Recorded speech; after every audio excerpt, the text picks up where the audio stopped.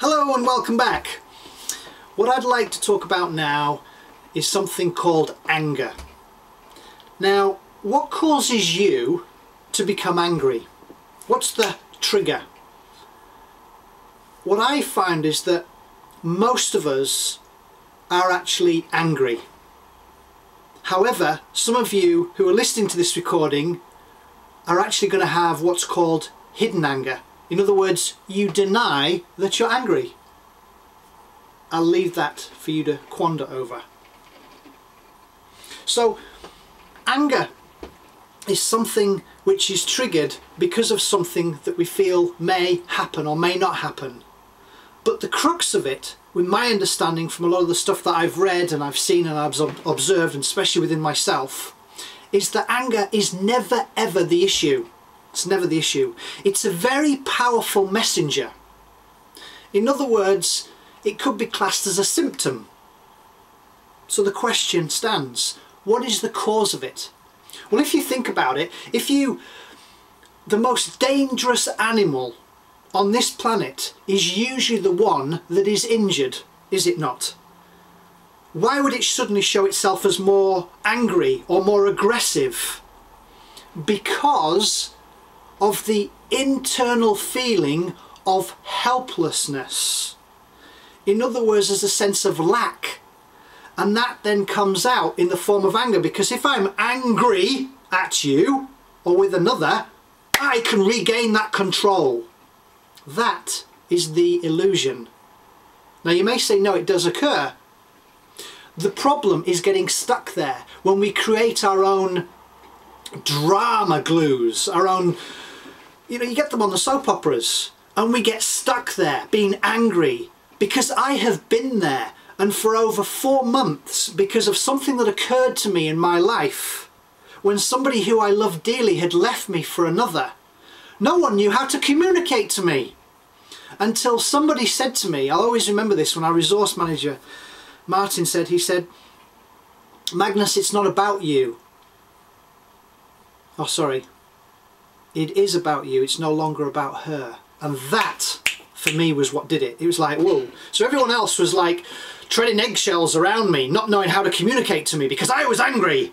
Yeah, and they could understand initially with what had occurred to me, but that over a period of time, then that changed. So I can speak quite passionately and personally about the anger that I created because I wasn't in control. So I just want to leave that. That's a very important aspect. So anger is used to create a sense of power. Remember, that's an illusion. And the amount of anger that we create is proportional to the amount of powerlessness that we carry on the inside of us.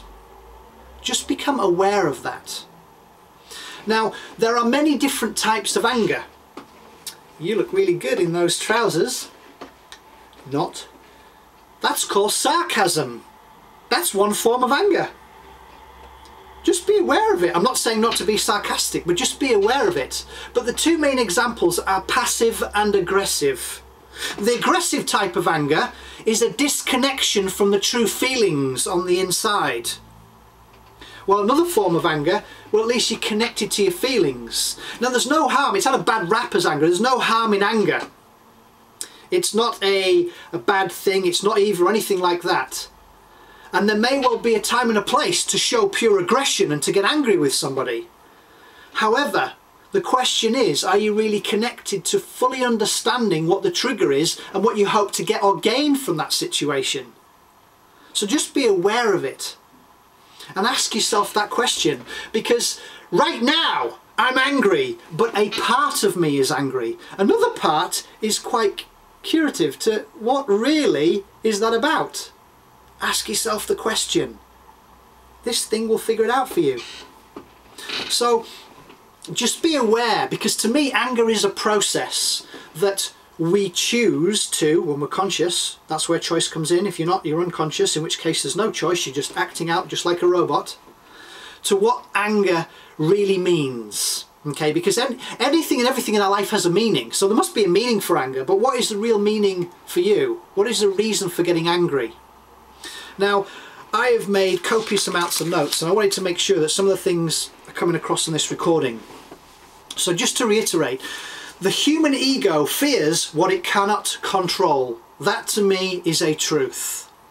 We create stories of our control dramas in the people that surround us, and I'll give you some examples of that. Do you ever get like, I remember one girlfriend who got angry with me if I didn't fold a towel up and place it on the rail properly. I got somebody very close to me in my family, and she gets angry if people swear around her, if they use cuss words. So we all have our own conditioning, our own program of what makes us angry. But are we conscious? Are we aware of it?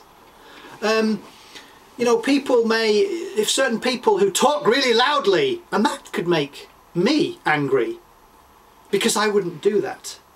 Yeah? It's always about self. Become more aware, learn more about yourself. So, shame, that word shame again, just be aware of how you use it. Oh, it's a shame that happened. It's not a shame. Oh, it's shameful. Just be aware when you use that word shame. It's a very powerful emotion. But a lot of people, when they create their angers, they then feel a lot of shame about it.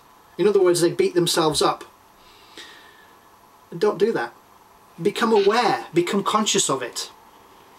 So, just be aware of the types of anger. Again, with passive, like a passive example of anger would be silence. Because remember, silence is golden. And that, in a way, is really cutting. I mean, that's probably one of the worst things you could do with your children, is just to blank them out and ignore them because they've done something or said something that you didn't like. That is probably not the best way of communicating to your children. Remember, do not judge another until you've walked a mile in their shoes. Seek to understand why they have done what they've done. But don't use the word why. Why is language of limitation. What is causing them to do that? What were they thinking at the time? They're more powerful questions than why did you do that? Because I'm better than you and I'm... Nah, just ego. Have a greater understanding. So anger. What is the etiology or root cause of it? Because it's inbuilt in us. But is it a hidden anger? Do we deny our anger? Because if you deny your anger, you will make yourself sick. You will mentally, emotionally, spiritually, intuitively, and physically, you will affect the physical. So please do not deny your anger. Express it, but understand what it is about. That doesn't give you the right to go and beat your wife up and say, oh, I was just expressing my anger. That's not where I'm coming from. Connect to the true feelings. It's another journey. It's an invite. It's about anger, for you to look at it. What is the root cause of it? Have fun, enjoy, play with it. My love to you all. Bye for now.